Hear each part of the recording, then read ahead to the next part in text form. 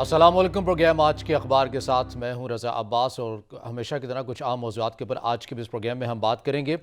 पाकिस्तान मुस्लिम league नून की जानिब से ये तासुर दिया जा रहा था कि कहीं ना कहीं कोई ना कोई मामलात चल रहे हैं साबिक़ वज़ीर-ए-आज़म नवाज शरीफ और इदारों के माबैन। ये हमने देखा कि अयाज सादिक साहब हों या मियाँ जावेद लतीफ़ साहब हों या दीगर पाकिस्तान मुस्लिम लीग नून के जो रहनुमा थे उनकी जानिब से ये बार बार तासुर दिया गया, ऐसे बयानात दिए गए, मीडिया के अंदर ये बातें की गई और फिर कहीं ना कहीं हुकूमत भी इन चीज़ों की बिना के ऊपर कुछ तहफ़्फ़ुज़ात का शिकार जो है वो हमें होती हुई नज़र भी है, जिसका इजहार ख़ुद वज़ीर-ए-आज़म पाकिस्तान ने किया कि ऐसी राहें निकाली जा रही हैं जिनसे ये तासुर दिया जा रहा है कि एक जिसको अदालत ने जिसके ख़िलाफ़ फ़ैसले दिए हैं उनके जो करप्शन के जो इल्ज़ामात हैं, जो सबूत हैं, वो तमाम साबित हुए हैं, अदालतों ने फ़ैसला दिया है, उनको मुजरिम साबित किया है और ऐसे शख्स के लिए कुछ राहें हमवार की जा रही हैं कि एक बार फिर से यानी कि चौथी बार उनको वज़ीर-ए-आज़म बनाया जाए। ऐसी राहें हमवार की जा रही हैं। ख़ुद वज़ीर-ए-आज़म पाकिस्तान इमरान खान ने पार्टी तर्जुमानों के इजलास के अंदर ये स्टेटमेंट दी थी, जिसके बाद मीडिया के अंदर भी ये जो मौजू है मज़ीद इसको तक़वियत भी मिली और इसके अंदर मज़ीद बहस भी हुई कि आया वाक़ईन कुछ ऐसी जो चीज़ें हैं वो होने जा रही हैं पस पर्दा, जो पाकिस्तान की मुल्की सियासी सूरत हाल जो मंजरनामे के ऊपर तारीख़ में भी रहा है, माजी में भी रहा है, और क्या अभी दोबारा वो ऐसा होने जा रहा है जिसके तासुर को अफ़वाज पाकिस्तान ने मुस्तरद कर दिया है। कल एक अहम एक सवाल भी किया गया, ये जो डील की जो बातें की जा रही हैं, तो इस हवाले से तर्जमान अफ़वाज पाकिस्तान मेजर जनरल बाबर इफ्तिखार ने ये बिल्कुल वाज़ेह और दो टोक कहा कि ये जो बातें डील की करने की जा रही हैं कि अफ़वाज पाकिस्तान या इदारा पाकिस्तान मुस्लिम लीग नून के जो कायद हैं उनके साथ जो डील की जो बातें हैं ये बेबुनियाद हैं, क़यास आराइयाँ हैं और बिल्कुल हम इनको रद्द करते हैं। और अगर कोई ऐसी बातें कर रहा है मीडिया के अंदर तो उनसे पूछें, उनसे सवालात करें कि आप किन मुहर्रकात के ऊपर ये बातें कर रहे हैं, क्या तफसीलात हैं आपके पास जिनकी बिना के ऊपर आप ये बातें कर रहे हैं। और फिर साथ साथ उन्होंने ये भी कहा कि मीडिया के अंदर ये बातें हमेशा से गर्दिश कर रही हैं और बहुत ज़्यादा होने लगी हैं कि इस्टेब्लिशमेंट ने ये कर दिया, इस्टेब्लिशमेंट ने वो कर दिया। तो इन तमाम तर अमूर के ऊपर, सियासी अमूर के ऊपर इस्टेब्लिशमेंट को बाहर रखें। इस्टेब्लिशमेंट एक आइनी इदारा है जो किसी भी हुकूमत के मातहत होता है और हुक्म के ऊपर ये काम करता है। जो हुक्म मिलता है उसकी तामील की जाती है और मुल्की दिफा है उसको नाकाबिल तस्खीर बनाया जाता है, उसका दिफा किया जाता है। तो ऐसे एक इदारे को बेजा आप इन मुदाखलत जो है उसको ना इन तमाम तर मामलात के ऊपर लेकर आएँ जो कि उसके नहीं है करने वाले। बहरहाल इस प्रेस कॉन्फ्रेंस के ऊपर हमने देखा कि पाकिस्तान तहरीक इंसाफ भी किसी हद तक फवाद चौधरी साहब का भी बयान आया कि अच्छा हुआ कि जनरल साहब ने यह बिल्कुल क्लियर कर दिया कि जो डील की जो बातें जो की जा रही थी एक वाज़ेह मौक़िफ़ आ गया है इदारे के जानिब से। ताहम इसी प्रेस कॉन्फ्रेंस के अंदर महंगाई के हवाले से भी बात हुई कि एक सहाफ़ी की जानिब से ये भी सवाल किया गया तर्जुमान अफ़वाज पाकिस्तान से कि मुल्क में जो बढ़ती हुई जो महंगाई है आप इसके ऊपर क्या कहेंगे। तो उसके हवाले से उन्होंने कहा कि बिल्कुल एक इदारा है हम, मईशत के ऊपर हम क्या बात कर सकते हैं, लेकिन बहरहाल एक सिपाही, एक जनरल, एक ब्रिगेडियर जिस भी रैंक का हो, जिस भी सतह का हो, वो भी उसी दुकान से सामान ख़रीदता है जहाँ से एक आम पाकिस्तानी ख़रीदता है। तो यकीनी तौर पर महंगाई का जो असर है वो उसके ऊपर भी आता है। ये तमाम तर अवामिल हैं जिसके ऊपर अफ़वाज पाकिस्तान ने कहा कि जहाँ पर हुकूमत को हमारी सपोर्ट चाहिए होती है हम देते हैं, अपने इनपुट इस मामले के ऊपर चाहिए होती है तो यकीनी तौर पर एक इदारे की हैसियत से हम हुकूमत को देते हैं और देते रहेंगे भी। इसकी प्रेस कॉन्फ्रेंस के बाद भी काफ़ी मीडिया के अंदर ज़ेर बहस ये रहा ये मौजू, और जिस हद तक पाकिस्तान मुस्लिम लीग नून के हवाले से अगर बात की जाए तो उनके फिर रहनुमा ये कहते हुए रहे कि हम तो पहले कहते हैं ना डील तो कोई नहीं हो रही, तो मीडिया में बातें हो रही थी, मीडिया में बातें जो हो रही थी ये ऐसे तो नहीं हो रही थी। सियासी रहनुमाओं की जानिब से स्टेटमेंट कुछ दी गई जिनकी बिना के ऊपर इन मौज़ूआत के ऊपर प्रोग्राम हुए हैं। साथ साथ आज के प्रोग्राम में इस हवाले से भी बात करेंगे और ऑडियोज़ मुबैना तौर पर मरीम नवाज़ की जो एक बार फिर से हमारे सामने आई है, परवेज़ रशीद जो कि उस वक्त वज़ीर इत्तलात रहे, उनकी जो गुफ्तगू है आपस में एक बार फिर से मुबैना तौर पर ऑडियो लीक हुई, गो कि उन्होंने ऑन नहीं किया इसको और ना ही किसी सतह के ऊपर तहकीकात हुई हैं कि आई आवाज़ उन्हीं की है या नहीं है। एहसन इकबाल कहते हैं कि फ़ॉरेंसिक करवा लें, मुकम्मल तहकीकात हो जाएँ कि आया ये है किसकी ऑडियो, फिर उसके बाद जो है वो फ़ैसला किया जाए। लेकिन बहरहाल लगता तो ऐसे ही है कि उन्हीं की आवाज़ है, लेकिन अभी तक मुबैना तौर पर ही कहा जा सकता है क्योंकि तस्लीम नहीं किया गया। लेकिन अहम बात यह है कि उसके अंदर जो अल्फाज इस्तेमाल किए गए हैं, जिस तरह से मीडिया को डिक्टेट करने की जो बातें की गई हैं, ये कोई पहली बार भी नहीं है। इसके ऊपर तफसीली भी बात करेंगे कि इसके सियासी जमात की मीडिया के हवाले से क्या पॉलिसी रही है। एक तो इस मौजू के ऊपर बात करेंगे और साथ साथ महंगाई के हवाले से हम बिल्कुल प्रोग्राम के आगाज़ में कह चुके हैं कि इसका भी जायज़ा लेंगे कि हुकूमत के लिए खुश होने वाली क्या बात है। क्या ये प्रेस कॉन्फ्रेंस खुशी का बायस है हुकूमत के लिए, या फिर गवर्नेंस है जिसके ऊपर ज़्यादा फोकस करना होगा मौजूदा हुकूमत को, जिससे आम तबका एक आम शहरी जो है वो खासा परेशान है। और उसकी जो परेशानी है हमें KP बल्दियाती इलेक्शन के अंदर भी नज़र आती है और पंजाब में भी जो इंतखाबात हुए हैं ज़िमनी उनके अंदर भी वो नज़र आई है उसकी नाराज़गी। साथ साथ इलेक्शन कमीशन की जो रिपोर्ट आई है और स्क्रूटनी कमेटी की रिपोर्ट हमने देखा कि इस हवाले से पाकिस्तान तहरीक इंसाफ के जो वज़रा हैं वो ये कहते हैं कि तसल्ली बख्शा रिपोर्ट है और कोई इसमें कोई ऐसी बात नहीं की गई है। और वज़ीर-ए-आज़म पाकिस्तान ने भी कहा है कि हमने तो बिल्कुल एक सियासी जमात की हैसियत से फ़ंड रेजिंग की है और फ़ंड से ही हमारी जो जमात है वो चलती है, जबकि दीगर जो जमातें हैं पाकिस्तान मुस्लिम लीग नून, पाकिस्तान पीपल्स पार्टी, ये भत्ताखोरी करते हैं। ये भी वज़ीर-ए-आज़म पाकिस्तान ने कहा है। इन तमाम अवामिल, इन तमाम मौज़ूआत के ऊपर आज के इस प्रोग्राम में हमें बात करेंगे और इन तमाम अमूर के ऊपर बात करने के लिए हमें स्टूडियो में ज्वाइन किया है सीनियर सहाफ़ी तज्ज़ियाकार हैं चौधरी खादिम अली मांडला साहब। मांडला साहब, सबसे पहले आपके वक्त का बहुत शुक्रिया। मांडला साहब, बात कर लेते हैं, कल एक बड़ी अहम प्रेस कॉन्फ्रेंस भी हुई, जो बातें पाकिस्तानी सियासत में जो चल रही थी, जिनके ऊपर बातें की जा रही थी, कहा जा रहा था कि रेड जोन में सरगोशियाँ हो रही हैं और जो सरगोशियाँ हैं वो अब बड़ी ऊँची हो गई हैं। ये आवाज़ें चल रही हैं कि कहीं ना कहीं पस पर्दा कुछ ऐसी चीज़ें चल रही हैं जिनसे डील का जो तासुर है उसको तक़वियत मिलती है। कल अफवाज पाकिस्तान के तर्जमान ने बहैसियत इदारा मुस्तरद कर दिया है, क्या कहेंगे इस पर? बिस्मिल्लाहिर्रहमानिर्रहीम। बहुत शुक्रिया रज़ा। देखिए, बात यह है कि जहाँ तक डील की अफवाहें, बातें या प्रोग्रामों की बात की है DGI-SPR ने, तो मेरा ख्याल कि 3 बड़ी पार्टियाँ हैं और तीनों पार्टियों के बयानात से हम अखज़ करने की कोशिश करते हैं कि क्या मीडिया अपनी तरफ से कोई प्रोग्राम करता है या बात करता है। कि सबसे पहले तो नून लीग को लेते हैं, जो बड़ी पार्टी जिनकी डील के मतलब बातचीत चल रही है। तो इजाज़ सादक साहब लंदन जाते हैं, लंदन जाकर वापस आते हैं और आकर जो उनके अल्फाज थे वो अपनी शक्ल के मतलब क्या बता रहे थे कि मेरी शक्ल देखें कैसी लग रही है, मेरी हंसी से आपको हंसी से आप अंदाज़ा लगाएं कि ये यही एजाज सादक था जो कभी कहता था मुझे, जब वो अभिनंदन को छोड़ा है तो कहते जनाब आए तो टांगें कांप रही थी तो माथे पे पसीना था, यही था ना।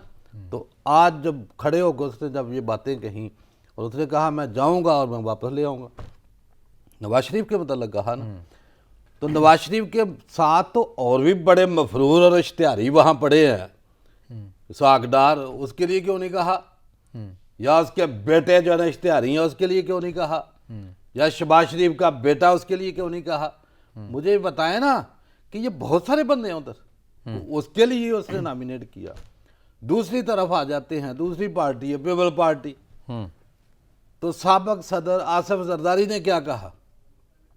उन्होंने कहा कि मेरे से फार्मूले मांग रहे हैं कि फार्मूला बताएं। भाई ये एक्स प्रेसिडेंट है ना पाकिस्तान का, पीपल पार्टी का को चेयरमैन है और उसकी बात को आम बात को उसकी अहमियत है। फिर तीसरा मौलाना फजल और रहमान, जब KPK में बल्दियाती इलेक्शन हुए तो उसके बाद जो उसकी बात थी तो उसने क्या कहा? उसने कहा कि उनका हाथ उठ गया। जब हाथ उठा तो आपने देखा, जब ये सारे सीनियर लोग बातें करेंगे फिर हुकूमत की तरफ से ये वज़ीर दाखिला शेख रशीद जी वो सारे चाहते हैं हमारे सर पे हाथ आ जाए, हमारे तो अभी हाथ हमारे सर पे। जब ये सारे उनको लाएंगे सियासत के अंदर तो डिस्कस तो होंगी ना सारी चीजें। 1 पेज की बातें भी होती रही कि 1 पेज 1 पेज 1 पेज। फिर जो डील है ना, कोई ये पाकिस्तान जो है ना, इसको कई दफा मैं कहता हूँ ये डीलस्तान है। अच्छा। डील तो छोटा लफ्ज है कि ये अगर मिलिट्री की तरफ से हम देखते हैं या नून लीग की तरफ से देखते हैं तो इनका एक बहुत पुराना ट्रैक रिकॉर्ड है डीलों का। मुशर्रफ दौर में फौजी थी ना, तो मुशर्रफ ने उनका तख्ता उल्टा, जेल में बंद किया और जेल से फिर कैसे डील हुई, कैसे बीमार अहलो याल suit case brief case protocol के साथ बाहर। फिर मुशर्रफ का ही दौर था, मिलिट्री दौर था ना। फिर किस तरीके से डील होती है, कैसे वापस आता है। फिर अभी हाल ही में आप देख लें इसी प्राइम मिनिस्टर इमरान खान के दौर में जी, कि जब वो बीमार होता है, जेल में बंद है और जैली बीमार कैसे बन गया, वो किसी ने आज तक इस मुल्क क्या कोई दुनिया अंधी है, पागल है, या बिल्कुल ये हवा से खमसा ही काम नहीं करते कि हमें नहीं पता चलता कि भाई तंदुरुस्त बंदे को तुम पे बाहर बना रहे तो डील ही है ना, और क्या थी वो बंदे और चेहरे और शक्लें कौन थी जो डील करवाने वाली थी, वो तो किसी ने नहीं बताया, ना ही ये बता सकते। भाई बातें थी, बातें हो रही थी, सारे डिस्कस कर रहे थे। मीडिया तो बाद में आता है ना, मीडिया इन लोगों की बातों को लेकर डिस्कस करता है। लेकिन मैं ये समझता हूं कि जब prime minister of Pakistan Imran Khan ने अपनी काबीना मीटिंग में ये डिस्कस किया कि एक नाहल सयाज याफ्ता मुजरम उसको वापस लाने की बातें हो रही हैं, तो ये बाकी जेलों में जब बंद हैं इनके दरवाजे खोल दे। तो मेरा ख्याल है कि ये मैसेज कहीं पहुंचा कि भाई ये बात आम नहीं है कि अगर एक कौमी मुजरम लटेरे को डील दी जा सकती, जिसका मतलब बहुत क्लियर है, मैं तो बड़ा क्लियर हूं कि अगर इन कौमी मुजरमों को डील देनी है तो मेरा ख्याल डील देने वाला जो है ना सबसे बड़ा गद्दार वतन होगा, वह कोई भी हो, किसी भी अदारे में क्यों ना हो, कोई इंडिविजुअल शख्सियत कोई ना हो। मुल्क का सत्यानाश किया, सारी दुनिया देख रही है कि इस मुल्क को इस नहज तक पहुंचाने में इन दो पार्टियों का किरदार था।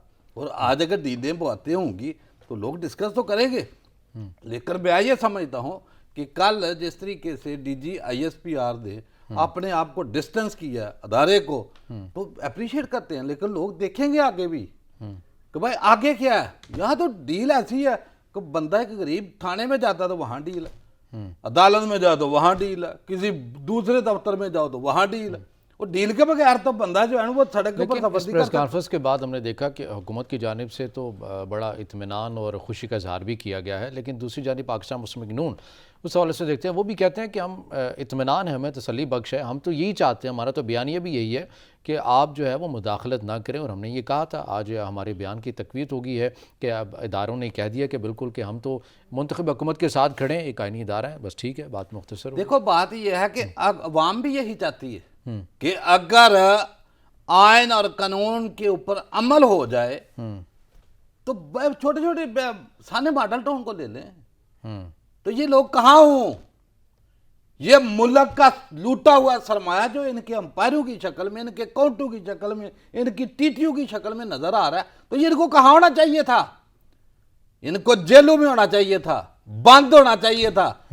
कानून और आयन की बातें वो करें जो बिल्कुल क्लीन है, नो साफ और शफाफ हो। और माल पूरा मुल्क का आपने लूट लिया है, एक एक मनी ट्रेल आपके पास नहीं है, और भाषण देते हो आगे हमने दिल्ली की करप्शन नहीं की है। और भाई आयन कानून की तो यहाँ बीमारी है, और वो जिन्होंने अमल दरामद कराना है, वो अभी जो इंटरनेशनल रिपोर्ट आई है तो उसकी मतलब सारे पोल खुल गए कि अदलिया जो है ना करप्शन में दूसरे नंबर पे है, पुलिस पहले पे है, आपकी हेल्थ जो है वो चौथे पे है, ये जो खुद ठेके देते हैं और आगे फ्रंटमैनों को वो तीसरे नंबर पे। तो कहाँ चलेगा निज़ाम, फिर किस किस बंदे के साथ से बात। 700 बंदे का नाम आया है पंडोरा पेपर, आया ना जी, तो इनमें कोई गरीब आदमी भी होगा, यही मगरमच्छ होंगे। ये मैं जो कहता हूं ये करप्शन का नाला, ये पूरा करप्शन क्लब है, एक दूसरे के फैसिलिटेटर हैं, अभी या तो अदारे हों, शख्सियात हों। अभी तो हुकूमत ईमानदारों की है, वज़ीर-ए-आज़म कहते हैं मैं ब्रांड हूँ, तो आप नहीं समझते कि देखिए तहकीकात बात होनी ये है कि हुकूमत जो है ना, सियासत को तो पहले मैं कहता हूँ, ये जमहूरियत जो है ना, ये करप्शन और ब्लैकमेलिंग का नाम है, ये डील हाउस है। तो वज़ीर-ए-आज़म वो को इन दो पैराहे में आप कहाँ रखते हैं, वो ब्लैकमेल हो गए हैं? बताइए डील, जो मैं कहता हूँ ये डील हाउस है, तो डील हाउस किस लिए कहा मैं? वज़ीर-ए-आज़म भी कर रहे हैं नहीं या कर लेते हैं शेख किसी न रशीद किसी को ने क्या इसके कहते थे, चलो बताओ क्या तो कहते थे? आप बताएं ना, मैं तो आपसे मैं पूछ ये रहा कहता हूँ, कहते थे ना मैं इसको चपड़ासी ना रखूं, हूं। तो डील हुई ना। चौधरी के लिए क्या कहते थे, पंजाब के सबसे बड़े डाकू, हुई ना डील। MQM के लिए क्या कहते थे, और बाकी बहुत से गुजरा जो नैब में मतलूब सारे जहां आए और रिफाइनरी से साफ हो गए। वो भाई ये जमहूरियत नाम ही डील का, ब्लैकमेलिंग का, लो और दो। ये आप दूसरी पार्टियों के ऊपर चले जाए, ये शहबाज शरीफ और ये नवाज शरीफ क्या कहते थे जरदारी के लिए, अली बाबा चारी चोर, सड़कों पे घसीटेंगे, पेट फाड़ेंगे, लूटा हुआ माल बार निकालेंगे। तो जब वक्त आया तो दोनों भाई उसके ड्राइवर बने हुए थे, वो डील ही थी ना। तो ये किस दुनिया को बताते हैं, किस आवाम को बताते हैं? भाई हम मफादात की सियासत है, सबको पता है। ये फिर जिसके पास को मेन पावर है, बंदे हैं, वो लाता है। मुझे बताओ, मौलाना फजल उर रहमान को नोटिस दिया नैब ने? उन्होंने कहा मैं कितने लाख बंदा लेके नैब के ऑफिस पहुंचूंगा, जरूरत नहीं हुई दोबारा बुलाने की। बुलाए तो गरीब आदमी को तो ऐसे मार मार थप्पड़े जो है ना उसका मुंह लाल कर दीजिए। और दूसरा, मरियम को बुलाया नैब ने और वहां जाके पथराव किया, अपनी पावर शो की, काम ये भी कर सकते हैं। उसके बाद हिम्मत नहीं हुई नैब को कि उसको बुलाए, तो गरीबों का क्या हाल होता है? तो पिछले तो एतवार देख लेने के, जब अदलिया के साथ को फटा बनता तो उन्होंने बोला अच्छा फिर सुप्रीम कोर्ट के ऊपर हमले करवाए। वो यही लोग थे ना, वही आयन और कानून होता था, ये दोबारा इक़्तिदारों में क्यों आते, यहाँ क्यों आकर बैठते? लेकिन बात अभी है ना, मौजू पर बात कर रहे हैं कि प्रेस कॉन्फ्रेंस के हवाले से हमने देखा कि इदारे की जानिब से बिल्कुल वाज़ेह कहा गया है, लेकिन असल बात तो ये है कि ये खुद जो सियासी कायदीन है यही जो है अपने बयानात की सूरत के अंदर हमने देखा है कि इस इदारे को बार बार सियासत में खुद ही जो है वो इन्वॉल्व करते हैं। हमने देखा कि मुश्तरका इजलास की बात हो या फिर चेयरमैन सेनेट के हवाले से जो तहरीक आई उसके हवाले से भी हमने देखा कि कैसे वोट पड़ गई। अपोजिशन की भी जानिब से कहा गया, हुकूमत खुद ही कहती रही 1 पेज के ऊपर है, ये हमारा कुछ नहीं कर सकते, 1 पेज के ऊपर हैं, हम सारी चीज़ें कर लेंगे। तो ये बयानात खुद हुकूमत ने ज़्यादा दिए हैं। हुकूमत को खुद चाहिए था कि आइनी इदारे को इन तमाम तर मामलात के अंदर इन्वॉल्व ना करे बयानात की हद तक, जो उनका काम नहीं है। देखिए बात यह है कि पाकिस्तान में फौज ने डायरेक्ट हुकूमत की है, उसका एक अपना स्टेक है। मतलब आप यूब से शुरू हो जाएं, फिर ज़िया-उल हक साहब से, फिर आगे मुशर्रफ साहब से, तो डायरेक्ट हुक्मरान रहे हैं वो मुल्क के। वो किस तरीके से, वो सारे मुल्क को पता है। फिर मुल्क के हालात आपके देखे ना, जो हालात थी, यहाँ दहशत गर्दी और पूरी दुनिया सही आपके मुखालिफ खड़ी है। आप बलोचिस्तान में देखें, कराची में देखें। आप अपनी गुफ्तगू का आगाज़ यहीं से कीजिएगा, मगर नाज़रीन यहाँ एक ब्रेक का कहा जा रहा है, हमारे साथ सही।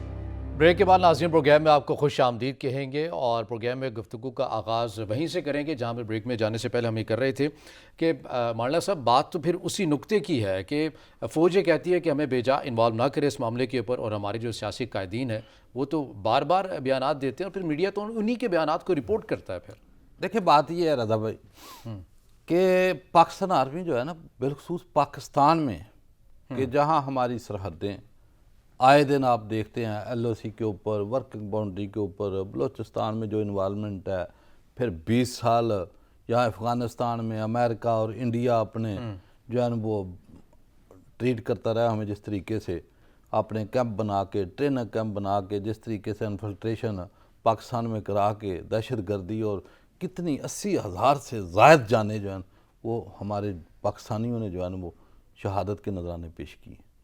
तो जब इतना बड़ा रिस्की एक खिता हो और दाएं बाएं पूरी दुनिया में अगर देखें तो कितनी एजेंसियां हमारे एंटी जो ऑपरेट कर रही हैं, तो फौज पीछे नहीं रह सकती। और वो मैं कई दफ़ा पहले कह चुका हूं कि अगर कहीं वापडा का फंक्शन होगा ख़राब, तो उसके लिए वापडा एक्सपर्ट ही आपको चाहिए ना। कि अगर मुआशत तबाह हुई है तो कोई मुआशी चाहिए ना, कोई चोर तो नहीं चाहिए कि चोर ला के बैठा दो, $100 और फलाना बाल बनाया और प्लाजे जाके पता नहीं कहाँ कहाँ बना दिए। भैया आपको एक्सपर्ट चाहिए थे, डाकू नहीं चाहिए थे। देख लीजिए डाकू को लाने में हजारों का करतार है कि भाई ये आज के मुजरम नहीं थे, पहले इनके ऊपर कई FIR मुकदमे, कई साल जो है वो फैसले नहीं होते। तो मजबूरन क्या होता है कि अवाम और पाकिस्तान के हक में वही लुटेरे सामने हैं और दुनिया सरेआम, बोले कि हमें तो कोई अजाब नहीं बात करने में कि पाकिस्तान सब से ज्यादा जो है ना वो ठहराती कसूरवार ताकतवर अदारों को। क्यों? वो कहते हैं भाई क्यों ये इनका बंदोबस्त नहीं होता। दुनिया देखती है कि यार एक मामूली सा चोर है, उसकी जमानत नहीं, और जो बड़े मगरमच्छ सारे दंदर आते और विक्टी निशान बनाते, फिर थ्रेट देते हैं कैसे कैसे अल्फाजों के साथ। वो हमारे साथ आ रहे हो भाई, जब धरना देना था तो क्या क्या कहते थे कि हम पिंडी धरने देंगे, हम उधर बैठेंगे, हम बड़े के कोर हेडक्वार्टर के सामने बैठेंगे। ये जो अल्फाज कोई आम बंदा बोल सकता है? भाई इन लोगों का कोई चेक बैलेंस नहीं किया किसी ने मैं ये चाहता हूं कि ये जो निज़ाम है ये इतना वसीता, और ये इस सिस्टम के अंदर रहकर, पहले भी मैं कई दफ़ा कहा कि प्राइम मिनिस्टर कोशिश कर ले, कर ली है ना, 3.5 साल खराबी की तरफ गया ना, सिस्टम बेहतर नहीं कर सके। उसकी वजह यह कि सिस्टम में दम ही नहीं आपका, है ही नहीं। यहां तो जब तक आपका ये पार्लियामेंट्री सिस्टम रहेगा, यही डीलिंग, यही भाई किसी का एक वोट कम है तो उसके सारे गुनाह माफ हो जाते। अभी जितने इमरान खान के साथ हैं, क्या ये नजरियाती और उसके मंशूर पे पूरी उतरते थे? नहीं उतरते थे। पार्लियामेंट्री सियासत के तहत, वो डील के तहत उन्हें बोला नहीं आ जाओ आ जाओ आ जाओ इधर, तू नैब में होना, तू भी आ जा, तू भी आ जा। उसके बाद फिर आपने देखा कोई बात, कोई अल्फाज, तो लेक्चर देने से रोजाना जो है ना आधा घंटा प्राइम मिनिस्टर आके वो आगे किसको लेक्चर दे रहे हैं भाई? कहाँ बता रहे हैं कि आगे निज़ाम आपका जिन्होंने एक्ट करना है वो खुद नहीं चाहते, कैसे चाहेंगे? कोई बात सुनने को तैयार नहीं।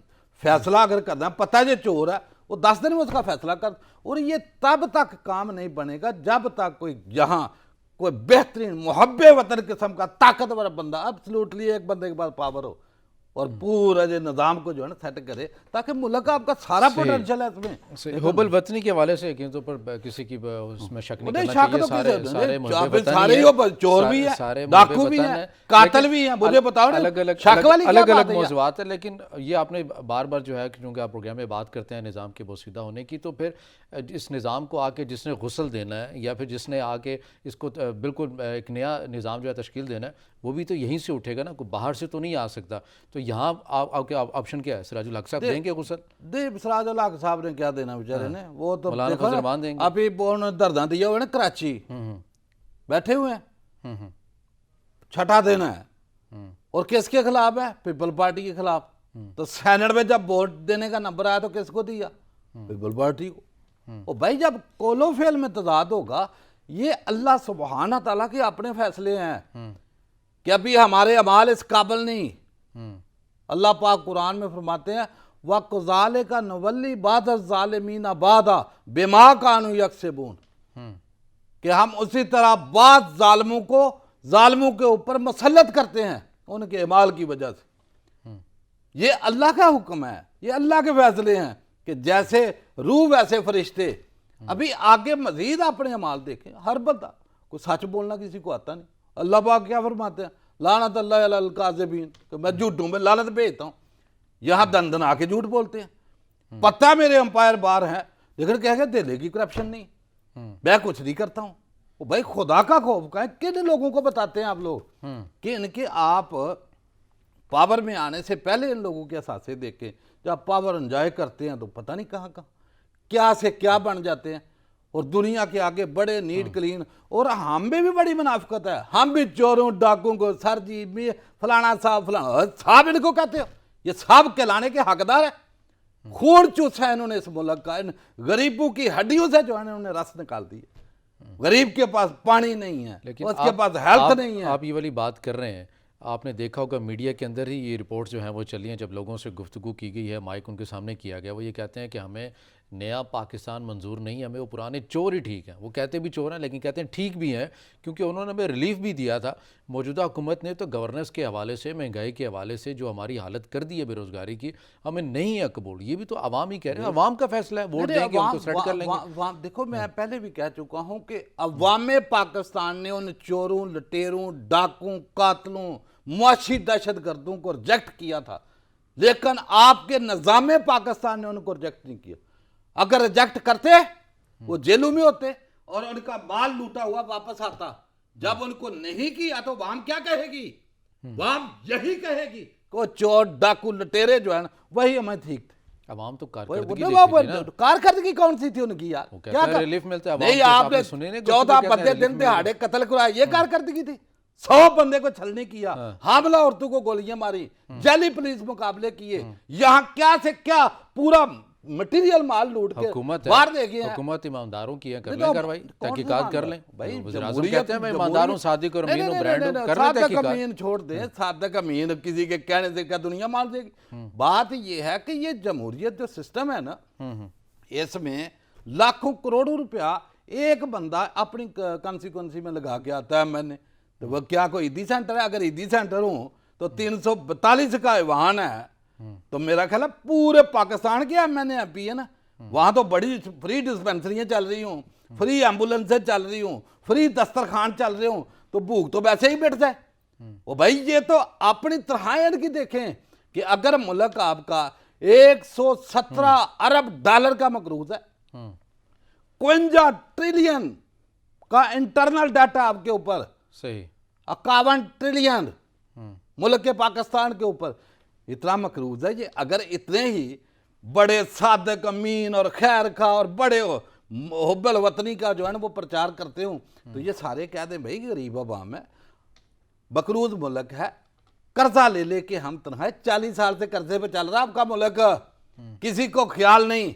जो आपने बात की है DGI या SPR की कि महंगाई का हमें भी बड़ा साथ है, उनको साथ होना चाहिए कि अगर पैसा बाहर से आपको नहीं मिलता है 1 अरब डॉलर के लिए, जैसे कुछ कोल पकड़ के जो है फिर रहे हैं, अगर नहीं आता तो मुझे बताएं कि आपका बजट कैसे बनते हैं आगे। आपका बजट जो है ना आधा डेफिशिएंट है, कैसे चलेगा निज़ाम?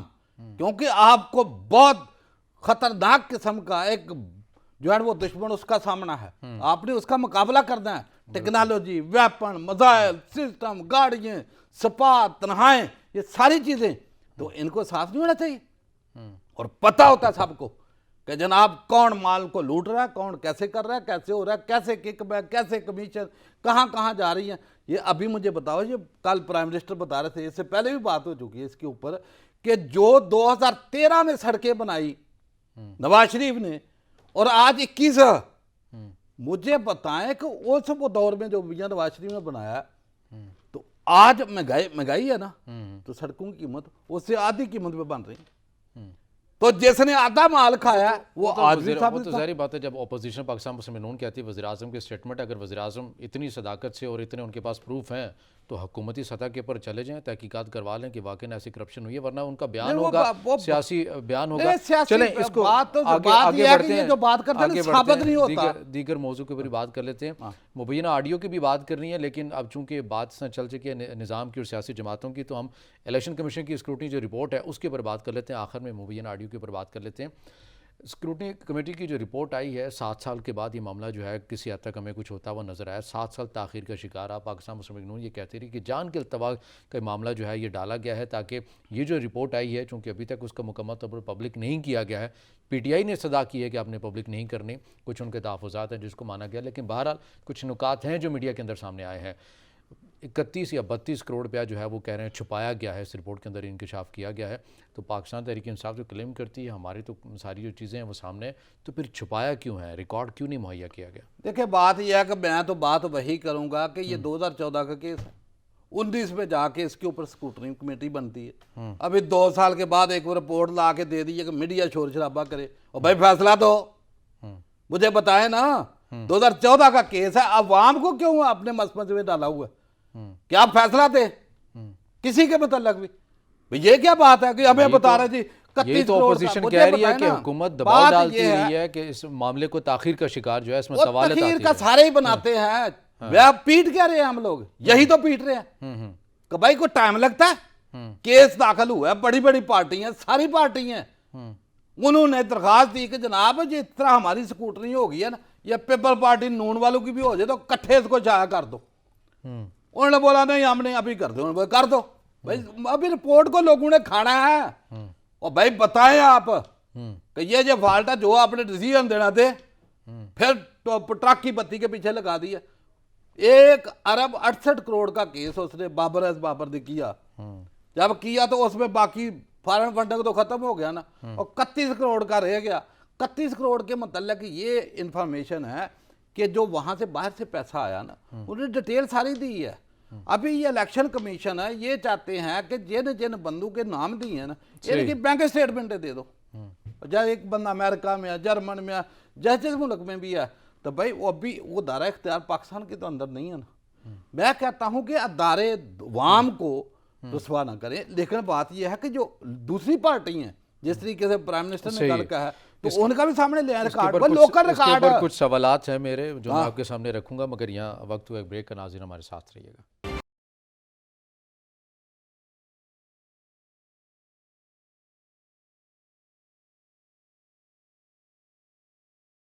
ब्रेक के बाद नाज़रीन प्रोग्राम में आपको खुश आमदीद कहेंगे और ब्रेक में जाने से पहले बात कर रहे थे इलेक्शन कमीशन की स्क्रूटनी कमेटी की एक रिपोर्ट मंजर आम के ऊपर आई है जिसके कुछ नुकात हैं मुकम्मल तौर पर अभी पब्लिक नहीं की गई है। वो रिपोर्ट पाकिस्तान तहरीक-ए-इंसाफ ने इस्तदा की थी कि इसको मुकम्मल जो है वो ना इसको पब्लिश किया जाए, बल्कि जब दीगर जो सियासी जमातें हैं उनकी भी कुछ आ जाए तो फिर आप एक ही बार इन तमाम चीज़ों को कर लीजिए। लेकिन बहरहाल कुछ नुकात मीडिया के अंदर जो आए हैं वो ज़राए के हवाले से भी हैं, कुछ सोर्सेज से भी वो नुकात सामने आए हैं, उन्हीं के ऊपर बात करें। मौलाना साहब, आपने कहा कि फॉरेन फंडिंग वाला जो मामला है वो ठप हो गया। अपोजिशन ही कहती है, रिपोर्ट के अंदर भी लिखा है कि कुछ कंपनीज ऐसी हैं, कुछ अफराद ऐसे हैं जो फॉरेन नेशनल थे, उनकी तरफ से पाकिस्तान तहरीक इंसाफ को पैसे भिजवाए गए हैं। फॉरेन नेशनल पाकिस्तान के आइन के मुताबिक नहीं कर सकता फंड, कैसे किया गया? ये तो सीधा सीधा पाकिस्तान तहरीक इंसाफ की पूरी जमात नाअहल हो सकती है। वाकई ऐसे ही है? देखिए, बात यह है कि हमने बात क्या की है, यही बात की है कि ये जो अदारे हैं ना, ये बजाय इसके उनको इतना तूल दें, इतना सिस्टम लंबा कर दें कि वाम जो है ना वो ज़हनी बीमार हो जाए, और वाकई बीमार है, और इन्हें दारू की वजह से बीमार है कि ये इलेक्शन कमीशन जिसने स्कूटनी करनी 62 और 63, तो सबको पता है कौन कौन क्या है। तो 62 किधर गया जी, वो दसे इनको आके, जब काम ही नहीं करना लोगों को दे दिया ये जी भाई फॉरेन फंड गया फाड़ना रहा भाई, कहाँ 14 का केस खुला हुआ है, 21 हो गया, मर गई दुनिया, तबाह हो गई। तो अगर आप फैसले करें तो खुदा का खौफ खाओ, अभी कुछ सोच लें। हम तो दारू को कहते हैं, बंदू को क्या कहना है। मैं ये पहले भी कहता हूं कि पाकिस्तान में देखिए ना, ये तो कहते हैं ना कि ये डील या बंदा या कुछ, पाकिस्तान के अंदर जितना भी निज़ाम चलता है ना वो इसी तरीके से चल रहा है कि हर बंदा कभी प्रेशर, कभी कह रहा अभी मेरा जज नहीं है कि इसको डिले कर लो, वकील को कह रही है तखीर ले लो। भाई क्यों ले लो, एक टाइम फ्रेम दे दे कि भाई केस आएगा उसका 2 महीने में फैसला हो जाएगा, बात खत्म। जो अगर सही है, अगर इस अदारे की वजह से ये पार्टी के ऊपर कोई एलिगेशन थे और पार्टी इक़्तिदार में भी आ गई, तो फैसला किसने करना था? वाम ने तो वोट पर्ची देनी थी, तो वो दे आई, तो बाकी तो इन लोगों का काम है। अभी वो कह रहे हैं कि आप दूसरी, उन्होंने लोकल जितने भी थे ना पाकिस्तान के जो फंड है वो तो दे दिए, और ये दूसरी पार्टियों के पास तो लोकल भी नहीं मिल रही रसीदें कि भाई कहाँ से कैसे, जैसे उन्होंने बोला कि वो चंदा तो नहीं लेते, ये पत्ताखोरी लेते हैं, इसमें तो शक भी कोई नहीं। किस तरीके से जो है ना ये मार धाड़ और किस तरीके से निज़ाम पूरा ये पुलिस स्टेट बनाया होता है इन्होंने, जिसको दिल करे जैसे रगड़ा दो और उससे मार। ये टीटियों से जो निकल रहे हैं 9,000 बंदे की तनख्वाह, उसके अकाउंट से कितने 3 अरब, 15,000 तनख्वाह, 2 अरब फलाना, 4 अरब, वो अरब हार पिया और उन्होंने देखा नहीं कभी। तो मुझे बताएं कि वहां तो सारे खामोश हो जाते। वो ये तो लोकल है, आप तो इंटरनेशनल जो बाहर की बातें कर रहे हैं, जो हमारे जो है ना वो रेंज से बाहर है। जैसे हमारा मफरूर आजम गया हुआ है, वो अदालत की जुरिसडिक्शन से बाहर निकाल दिए, चला जा भाई, ना तुझे को बुला सके ना पकड़ सके, मौज कर जाके। तो यहाँ जो पाकिस्तान जो सामने नहीं कर सकते कि भाई यहाँ तो कौन सामने है, बंदे सामने हैं, वहाँ नहीं इदारे आपके कुछ करते, ये ले आओ उधर से ले आओ, क्या लाना है उन्हें, टाइम पूरा हो जाएगा, आगे फिर नहीं कहानी, यही चलता रहेगा। चलें प्रोग्राम के आखिरी मौजू की जाने बढ़ते हैं। बहरहाल इसमें भी बहुत सारे नुकात हैं जिनके ऊपर बात की जा सकती है, लेकिन वक्त इतना नहीं है। आखिरी मौजू प्रोग्राम में शामिल करते चलें। मुबैना तौर पर एक बार फिर से पाकिस्तान मुस्लिम लीग नून की नायब सदर मरीम नवाज़ और उस वक्त के वज़ीर इत्तलात परवेज़ रशीद साहब की एक मुबैना तौर पर एक ऑडियो मंजर आम के ऊपर आई है, जिसके ऊपर मीडिया को डिक्टेट करने की बातें की जा रही हैं और कुछ सहाफ़ियों से मुतल्लिक़ नाज़ेबा कलमात भी उस ऑडियो के अंदर दोहराए गए हैं। इसके हवाले से हुकूमत ने भी बड़ा वाज़ेह पोजीशन लिया। शहबाज गिल साहब ने भी प्रेस कॉन्फ्रेंस की, जिसके अंदर उन्होंने कहा कि तमाम सहाफ़ती तंजीमों को इसके ऊपर मौक़िफ़ देना भी चाहिए, और मौक़िफ़ आया भी है, मज़म्मत की गई है, तहकीकात का मुतालबा भी किया गया है, और माफ़ी का भी कहा गया है कि मरीम नवाज़ जो है वो माफ़ी भी मांगे। मौलाना साहब, मुबैना ऑडियो लीक्स, ये ऑडियो लीक्स वाला जो मामला है 2021 से शुरू हुआ है, ख़ुद पाकिस्तान मुस्लिम लीग नून ने ये सिलसिला जो है वो शुरू किया और अब तक वो जारी और सारी है। चाहे वो राना शमीम साहब का हल्फनामा भी हो या साकिब निसार साहब की एक ऑडियो भी सामने आ जाती है, ख़ुद मरीम नवाज़ की से पहले भी मीडिया के हवाले से आई, अभी फिर आ गई है। तो ये क्या सारे मामले पाकिस्तान के जो सियासी मंजरनामा है ये लीक्स पर ही चलना है? अखलाकियात कहाँ गई हैं? किस किस्म की जो बातें की जाती हैं? देखिए जी, अखलाकियात कहाँ, कौन सी अखलाकियात, ये फ़रौनियत जो है वो सामने आती है। जो अल्फाज इन्होंने हसन नसार, इरशाद भट्टी और मज़हर और क्या नाम है वो उसके मतलब इस्तेमाल किए हैं, तो ये कोई पहली दफ़ा तो नहीं हुए ना। ये पिछले दिनों आपने देखा बिलावल भुट्टो वो जलसे में कह रहा था कि मीडिया की जो है ना बातों पे यकीन ना रखो, ये जो पीपल पार्टी के खिलाफ भौंकते हैं, तो वो उस वक्त भी कहा। तो क्या हुआ, तो लफाफों की रोजाना बातें होती और लेते भी हैं, इसमें तो शक वाली तो टोकरियों बात की ही भी नहीं बातें है। हो रही हैं, टोकरियां भी। वजह कि ये मुझे बताएं ना, वो टोकरियां भी तो भी जो जैसे उसने जिक्र किया कि जनाब मेरे अब्बू जान वो टोकरियां आज़रबाईजान से लेके आए हैं, वो पता नहीं एक जवाद को देनी है कि नुसरत जवेद को देनी है। बाबर सत्तार हैं? साहब से- बाबर सत्तार साहब का मुझे ये बताएं कि ये बातें तो होती है ना, और ये ऐसे ही ट्रीट करते हैं। जब इनके सामने कोई सवाल या कोई इनकी बात जो है ना इनकी तबीयत के खिलाफ करे, तो ये जो कल बैठा था क्या गिल है क्या, ये शहबाज विश्वास गिल। तो ये पिछले दिन पीआईडी में वो जब वो काशिफ रफीक साफी है तो उसने सवाल किया तो इसने क्या जवाब दिया था, उन्होंने बोला मुझे नहीं पता था कि आप मेरे लिए रिश्ता लेके आए हो। जब इसको कहा तेरे ऊपर तो वो राजमंड का केस है कोई, तो उसके मतलब बोला जब केस का फैसला हो जाएगा तो फिर तू रिश्ता लेके आना। ये कोई अल्फाज थे? सबकी ज़ाहिरियत ऐसी है। मुझे बताएं कि ये सारे कहते हैं न्यूट्रल, बस साफी का कौन सा न्यूट्रल है मुझे बताओ। न्यूट्रल वो गाड़ी है जिसका गेयर न्यूट्रल हो, वही आप तो थानेदार न्यूट्रल नहीं मांगते जो सरकार के खजाने से तनख्वाह लेता है। ये तो IG, DIG, DPO, DC, AC neutral नहीं मांगते जो सरकार के खजाने से। इनकी बात ना सुने तो कैसे उसको सस्पेंड करते हैं। बड़ा कॉलेज ने बात नहीं सुनी है। वो साने बाडल याद है, वो आईजी था, उसको बोला कि भाई ये ऑपरेशन कर इनके खिलाफ, उन्होंने कहा नहीं, और रात ही रात में उसको फारक और बलोचिस्तान से भगाया। हसन मुश्ताक सकेरा उसको बोला रात को आया, सुबह 14 बंदे खड़कवा के चल भाई। ओ भाई आप तो सरकारी बंदे, अगर ये अपनी मर्जी मंशा क्यों नहीं चाहते हैं? यहाँ मिलिट्री चीफ लगना होता है, कैसे चौथे नंबर से 5 में से छठे लो, हर बंदा चाहता है कि जनाब मेरी मर्जी का काम हो।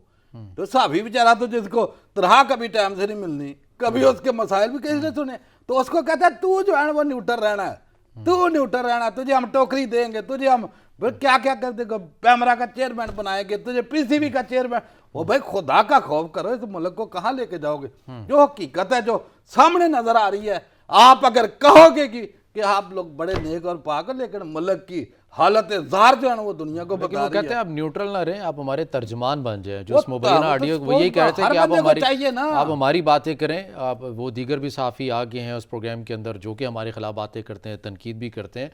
तो ये तमाम सियासी जमातों का रहा है, जिसमें आपने कहा कि डिक्टेट करते हैं। मैं कह रहा हूँ तो इसके अंदर फिर क्या रहा है? हमने देखा कि सोशल मीडिया भी आया, इसके अंदर भी बातें की, किरदार कुशी भी की जाती है साफ़ियों की जानिब से। साफ़ी जब कोई खबर दे देता है या कोई तजिया कर लेता है, जिस तरह आप तजिया दे रहे हैं, मैं अपनी बात कर रहा हूँ, हमारी राय से इख्तलाफ हो सकता है जिसको इल्मी बुनियादों के ऊपर आप रद्द कर सकते हैं, मगर किरदार कुशी का जो सिलसिला है ये भी जारी और सारी है। तो आखिर इसको फिर कैसे किसी सतह के ऊपर तय नहीं करना पड़ेगा कि अगर ऐसी चीज़ आ जाती है, कुछ सज़ाएँ हों, चीज़ें हों, कहीं ना कहीं तो उसको रोकना है ना फिर इन चीज़ों को। देखिए बात यह है कि सब का एक ही हल है, अदल अदल अदल। जिस मुल्क में इंसाफ खत्म हो जाए, इंसाफ बिकता हो, इंसाफ के ऊपर डीलें हो रही हों, तो वहां जो है ना डंडे का राज होता है, लाठी का राज होता है। फिर जो है ना वो कहते हैं जिसके वो भैंस उसकी क्या कहते हैं, जिसकी लाठी उसकी भैंस, ये वो राज है। ये जैसे तो पूरे अदारों को ट्रीट किया यार इन्होंने। सुप्रीम कोर्ट के ऊपर हमले, जजों की वीडियो ऑडियो, मुझे बताओ कैसे कैसे अभी तो सारे बंदू को ट्रीट किया जा रहा है, जो डील किया जाता है ऑडियो और वीडियो से। कि किसी की वीडियो जैसे चेयरमैन नैब, उसके मतलब वो सर से लेके पाँव तक चूमूंगा, पता नहीं क्या क्या अल्फाज, वो चल कुकड़ बन जाए इधर। जिसकी वो जज वो अरशद था, उसको कभी जनाब मदीने ले जाते थे, कभी जनाब रायवेंड आ जा, उन्होंने कहा नहीं तो नच साढ़े कहते जिस तरह वो जैसे दिल करता है। अभी पता नहीं किस किस की बना के वो खुद कह रहे हैं कि जैसे वो ग्वादर की आई, वो देखने वाली वीडियो है। मुझे बताओ ना कौन कौन बनवा रहा है, कैसे कैसे बना रहे हैं। तो जब आप काले करतूत करोगे, आपके बैंक अकाउंट भी बताते हैं कि आप करप्ट हो, आपकी ऑडियो बताते हैं कि आप इखलाकी तौर पे करप्ट हो। जब आप गालियां देते हो आम महफिल में बैठ के, तो मेरा ख्याल ये साहबियों को भी सबक सीखना चाहिए कि हमारे मतलब इन लोगों की सोच ये है कि आप हमारे मतलब बोलो, आपकी ये जुर्रत, आपकी ये हिम्मत कि आप हमारे मतलब जो है ना ये बैठ के भाषण, तो भाई ये तो मानते नहीं किसी को, कोई बता के आगे। या भी ये मिलिट्री चीफ का क्या क्या अल्फाज ने उन्होंने इस्तेमाल किए थे, कोई लफज छोड़ा? और बैठा हुआ बार मफरूर आजम जनरल बाजवाल के लिए क्या क्या बोला, DGISI वो फैज हमीद जो साहब का गए हैं कोर कमांडर, उनके लिए क्या क्या बताओ, कोई लफ्ज छोड़े, किस किस का नाम नहीं लिया। अदालतों को किस तरीके से वो राणा शमीम उससे जो है ना एफिडेविट सारा काम सिसिलियन माफिया गॉड फादर वो ऐसे ट्रीट करेंगे ये। और जब हक और सच की बात जो है ना जावियों को चाहिए जो हक सच है वो बताए, इनके नीचे ला के क्या कर लेंगे।